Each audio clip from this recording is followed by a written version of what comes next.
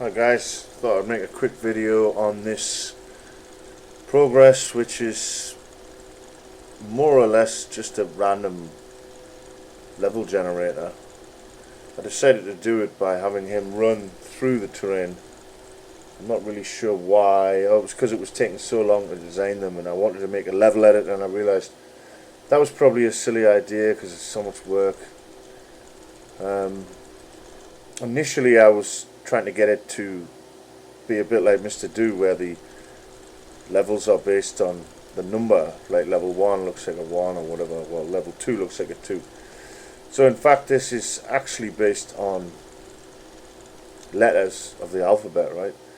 So there's 6 letters, it's drawing the last 3 now. It draws 3 from top left to bottom right, and then it draws another 3 from bottom left to top right, but I've tweaked it so that it can skip certain parts of the letter generation based on the speed and things, so you can't always tell. You can see that one at the top was kind of an A, but I've put some kind of distortion in, and there that's a V, that one. But yeah, you know, doesn't really matter what they are actually, ultimately, I don't think. But yeah, it's quite a cool way of generating levels, and persistent too. You can see that one was an X. So if you put in, the same 6 letters, you'll generally get back the same map. But given that the combination of 6 different letters is so huge, you essentially end up with infinite levels that you can get back to, and you can try putting your own initials in, or your own name, or any word that you want will generate a level. And then once the level's been made, I guess, then the algorithm will place the cherries and the apples, possibly random or possibly based on what it's been drawn, and the monsters will come out of somewhere. I'm not sure people will truly want to put up with this level generation screen. Actually, I might have to rethink that, but I was thinking maybe during this phase he could pick up extra stuff that would make your go that much more enjoyable. Something like that. I don't know. I started on this morning and I'm really tired now. I'm the wine. But I think I'll see the beauty of this level generation madness when I've had more sleep. Or do something with it, but essentially it's a good way of generating cool levels, giving it infinite playability or infinite variation. And I was just thinking there, it'd be cool if it was 2-player and you could agree on the map and go, yeah, we'll play that one. And one guy starts in the top left, the other one starts in the bottom right. And you could have different game modes, like somewhere there are AI in the level with you, somewhere they're not, somewhere you've got different weapons and stuff, different themes like that.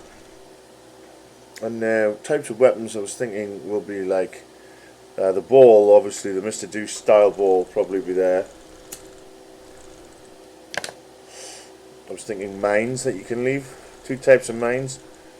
Ones that people trigger and they blow up, and ones that you drop and they beep for like 5 seconds and then they blow up. Or like them ones from Mega Man that you fire and they stick to the wall and they go boop boop boop and then blow up. What was the other one? Just rockets probably. Some sort of monster or something that can help you go down the corridors for you.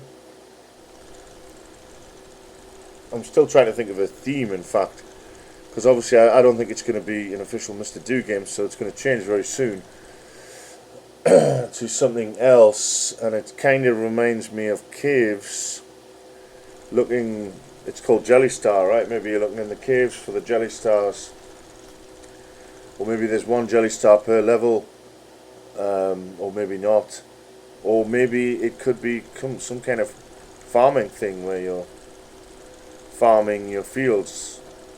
I think that might have been what the original Mr. Do was. I always thought of these as caves. I like the idea of caves, but it has to be very pretty. I don't want it to be just brown. I want this thing to look and sound as good as Mr. Do, or well, better, hopefully. So I do like the idea of them being caves. What else could they be, really, apart from farming and caves? Anything that has corridors.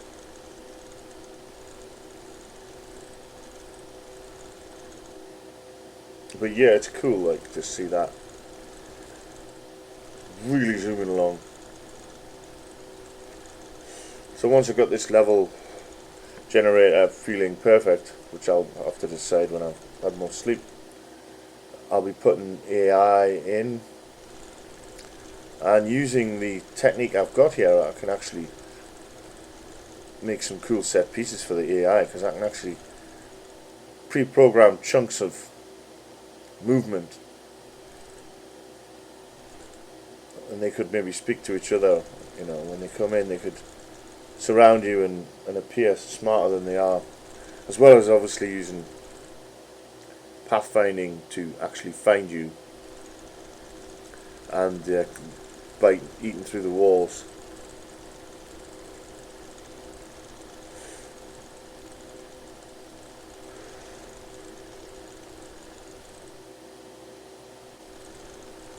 And so yeah, this removes the need for me to have to design levels or a level editor.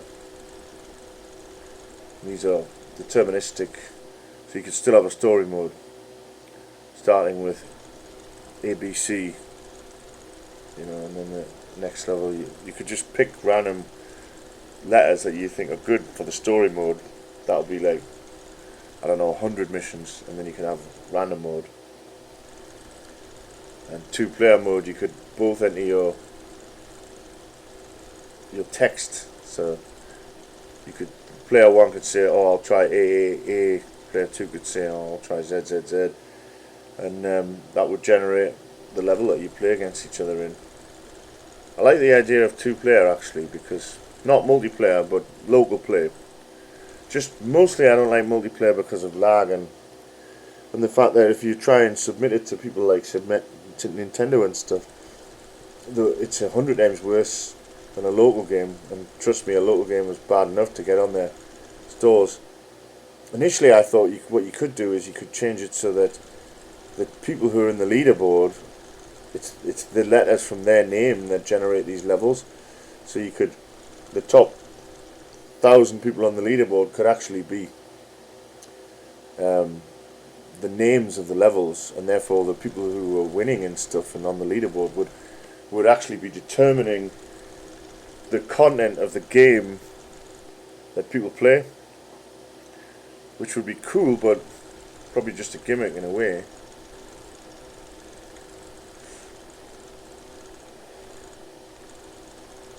But yeah, it's interesting. Obviously goes off the side at the moment, so we'll have to work that out.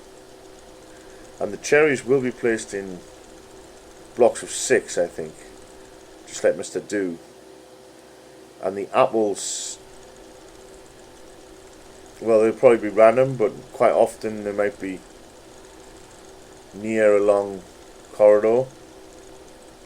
That sort of thing, just tweaking it, making it so it's more fun. And possibly there'll be one JellyStar you can find which will automatically end the level.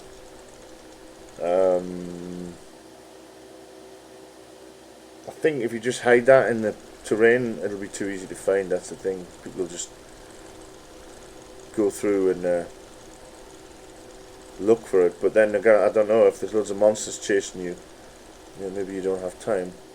Also, it could be hidden in one of the apples, like the diamond in Mr. Do. and you wouldn't want to waste the apples just to find it, just in case. So there'll be some depth coming into play in that respect. That's just nice to watch an automated system that you've built do something. Digging. And that was the other point, was making them manually. The width and stuff was hard to get right, and he was clipping through it. But if he himself has already carved the tunnels, then they're the perfect size. So there won't be any, carving into levels, because he's generated them. And obviously there'll be a lot more to collect. The pathways that are generated at the beginning, these ones that we're looking at, they could be the ones that contain extra things, little extra features, and they don't appear in corridors you make yourself, to encourage you to use the ones that have been created as well. And other features like that, you could have dynamite and stuff, and because the terrain is completely destructible, it'll be much more interesting with things that actually blow up and make the level more destructible, like worms. The one thing that was good about Mr. Do was that you could see the whole level at one go. Can't really on this. I mean, I'll probably add a zoom like Tenement. Tenement is my Switch game, by the way. It's out now. Buy it on the eShop. And I was thinking about stealing quite a few elements from Tenement. Some of the message systems and stuff, but then it occurred to me that in Unity it's quite difficult to actually share things between projects if you haven't made them prefabs and stuff, but I'll try. The big message system, I like that, and the ranking system, I like that, and I'll probably, these sorts of things that take hours to come up with ranks, and I'll probably steal and tweak them for this game. Even the helicopter, I'm not going to steal the helicopter obviously, but something like the helicopter that could fly around the outside of the map, shooting rockets at the map or down paths. You could also have something like heat seekers that traverse the paths looking for people, or like a drilling machine, something like that. I actually think with very good graphics and cool sound, probably still kind of blocky and retro-y like this, but hopefully better. I mean, this game, Mr. Do, came out in 1982. It's ridiculous to think it's such a good game still after all this time. I mean, there are a few people who still talk about it on the net, but I keep thinking that people know what it is, but obviously it's so obscure, really. But it's a good basis if I enjoy it, and I always wanted to sort of improve on it, make it even deeper and bigger. So that's exactly what will happen. So probably I might find a pixel artist. I want to keep the art to a minimum, because it's so expensive getting art, whilst making it beautiful. Of course we have AI these days, but AI is not great at defining sprite sheets. I found that out the hard way. I wasted like a week, but then again, there isn't a lot to this, right? At the moment there's only 3 frames of him in different directions. Obviously there's the route of buying assets. If it looked amazing, then I wouldn't be against buying it, because no one is really, consumers don't really notice if you've paid for the art, right? Or if you've paid an artist, or you've just bought it as an asset. Consumers don't seem to notice, obviously. And it's only other developers who have a go at you for that. So if I could find something really useful and cute, it'd be good. Need a kind of 4-directional cool character and loads of monsters and stuff that are the same style and that aren't seen before and that are cute enough. In my early video I had some really cool ones, right? And I spent a lot of money on them. So maybe they were a bit. The style wasn't quite right because they were hand drawn, but maybe I could apply some sort of pixelation filter or something to them and use them, because they did fit the bill. They were what inspired me to make this whole thing in the first place, because I was like, wow, 100 of these mad creatures, this could make a really cool game.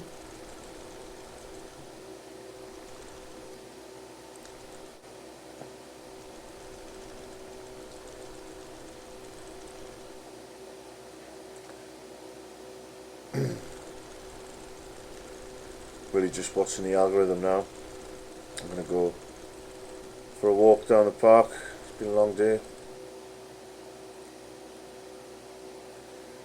And in case anyone is wondering what happened to Genocide Dolphins, it's really all of this, Tenement, this, Ferox, all them things I'm doing, which, by the way, I'm going to try and bring to all of these things to the new Nintendo handheld, the new PlayStation handheld, even Atari. I've been talking to Atari and a few things like that. So I'm going to bring all these games to multiple platforms just to try and make some money. But the money is supposed to be able to support me to finish Genocide Dolphins over the course of, say, 2 years. But it's very difficult, and it's unlikely that you can make a game and that you can actually make money from it, to be honest. So this, just like all my other ones, will probably flop, which is why I'm not going to waste 2 years on it like Tenement. As usual, I spent too long and didn't really pan out, not yet anyway. So I want to make this a really, really polished game with procedural generation and 2-player as quickly as possible, and then, you know, maybe send a demo to a publisher. You never know, if it can make it really fun, they might just sit and play it and go, oh, that's great, yeah, we like that, we'll give you some money to finish it or whatever, or we'll publish it and promote it. Promotion being the hardest thing about all of this. I mean, I'm convinced that some of the games, well, convinced that Tenement's good, but does anyone know about it? No. And every indie dev in the whole world is thinking the same thing. It makes me wonder why there's so many people in the Unity channels learning Unity and all over, because they're all dreaming the same dream. I'm going to make the game that makes me loads of money. I'm going to make the game. There's just hundreds of thousands of us in the world dreaming that we are going to be the ones who make the money, and you know, barely ever happens.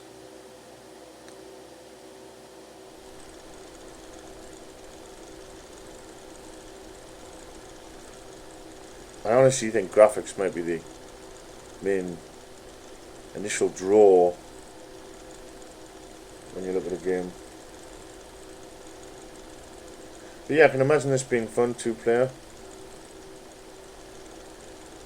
Quite a large map, and you're hunting each other down.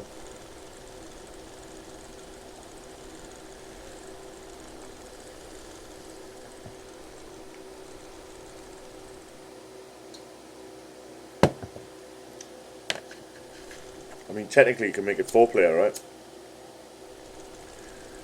But how often is there actually 4 people around? Could have some AI though. I mean, you could have 2 AI players, 2 human players, and monsters.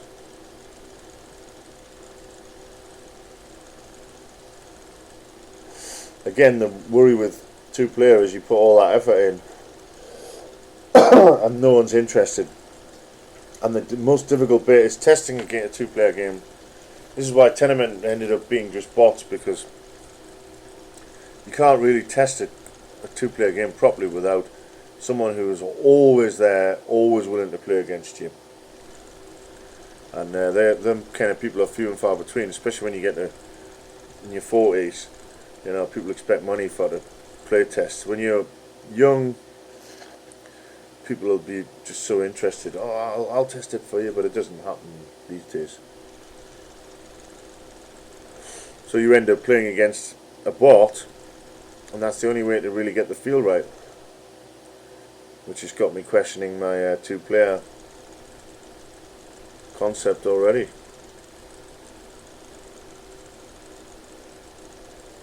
I guess if I can make a convincing enough bot to play against, then it feels human, just like I did in Tenement, then that's a way of testing.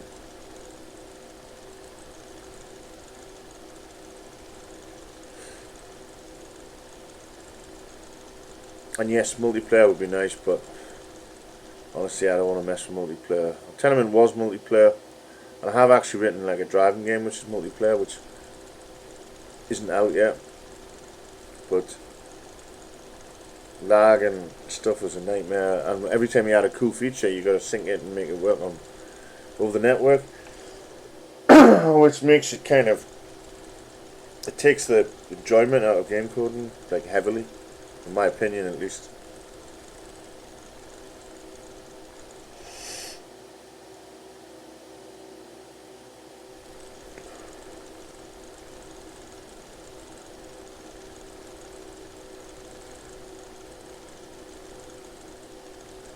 Of course there's a lot you could do. The green could be ground, and the black could be like, water or something, and the player could be a little boat or even a submarine underneath the sea, and you could have sharks and stuff swimming around in these corridors.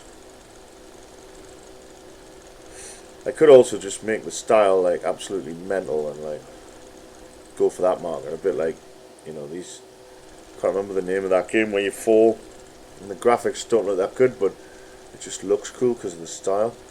And obviously Tomb of the Mask, they're very simple Spectrum like graphics, but it works. I'm trying to think of any way that would grab people's attention, and which is the best market to grab the attention of, And my girlfriend was showing me some Taiwanese games, but they really don't appeal to me, the manga type sexy girls and that, and it's just, I think it's strange to us in the West, but if you think about something like Gorman Warrior or Mystical Ninja, as it was called, I love that. I love the style, I love the music, I love the feel, and that was all like cool Japan, right? So you could do that. You could theme different worlds. One could be Japanese world, one could be some other world, and you could totally make it gorgeous in that way, and just have like 5 different worlds. And the graphics, you keep them at a minimum. If the tiles, the world tiles are kind of pretty repetitive, that'll be good, and the pickups the same, and then really you just need minimal graphics to be able to make the whole thing feel very different. I'm just gobbling on now. I mean, if anyone's still here, I'll be shocked. But YouTube offer free bandwidth.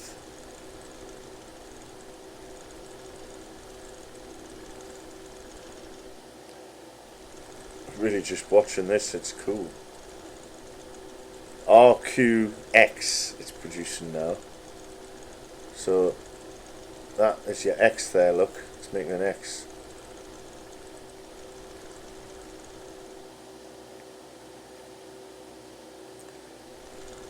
As I say, I wanted it to say things like, hey, and speak, like not speak, but draw out text, but first of all, it buggers up when you speed it up like this. Although I'm not even sure you can run this quick on the Switch. And second of all, it needs to be large.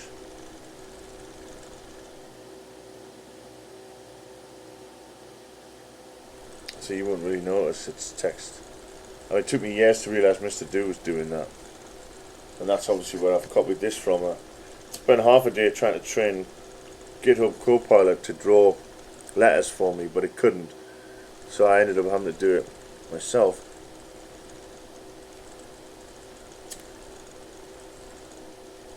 Well, it could actually. By the end I got it to work with very simple ones. Any letter that doesn't involve zigzagging, it could do a P or an L or an F or an H quite easily by the end actually, but I had to do the other ones manually, and like I say, they're not drawn properly here because of the speed and that. B-R-O, right? That's a B. They're going to do an R now, and this will be an O. Well, there's the R. And the O went off screen. This is G-A-V. So there's an A. Is that the G? And that's the V. Yeah, that's the V.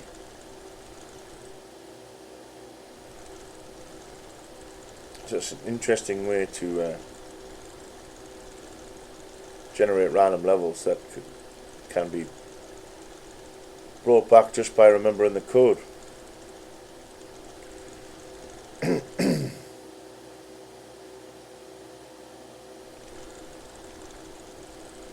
VSL, there's L and the S, and the V is going off, but there you see it.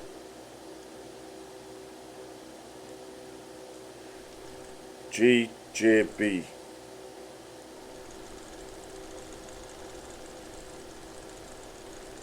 There's a G, I think.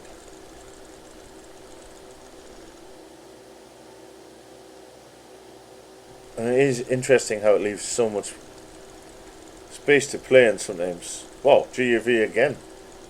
So that should be identical. More or less, but the obviously when it messes up, it's not totally consistent. So FXJ.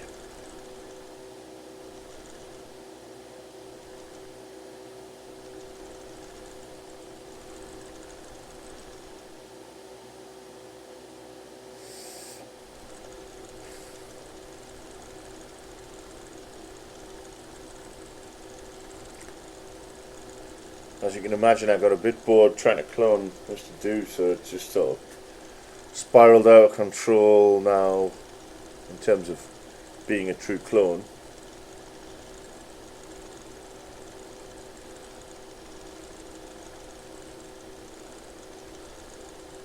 But yeah, this technology, this little replay type thing, can be used for demos and intros and stuff, and for AI set pieces, and you could even have a clone of yourself that appears and goes in a certain path.